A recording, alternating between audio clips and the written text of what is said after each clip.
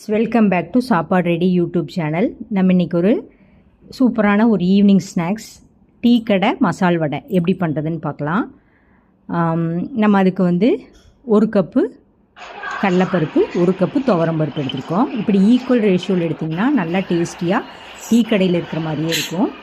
ஒரு டீஸ்பூன் சீரகம், ஒரு டீஸ்பூன் சோம்பு, கொஞ்சம் இஞ்சி போட்டுக்கோங்க.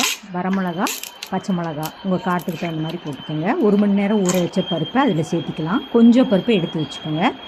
கல்லுப்பு போட்டு குறக்குறன்னு அரைச்சிக்கோங்க. இப்போ ஒரு பவுலில் அரைச்ச விழுது போட்டுக்கோங்க. வெங்காயம் பொடியாக கட் பண்ணி போட்டுக்கோங்க. நம்ம அரைக்கீரை கொஞ்சம் ஒரு கைப்பிடி போட்டிருக்கோம். புதினா, கொத்தமல்லி ஒரு கைப்பிடி போட்டிருக்கோம். இதை நல்லா கலந்துக்கோங்க. நல்லா உருண்டையாக பால் மாதிரி பண்ணிவிட்டு கையில் தட்டிட்டு எண்ணெயில் பொரிச்சு எடுத்திங்கன்னா சூடான சுவையான டீ கடை மசால் வடை ரெடி ஆகிடும். இதை ரெசிபியை நீங்கள் வீட்டில் ட்ரை பண்ணி பாருங்கள்.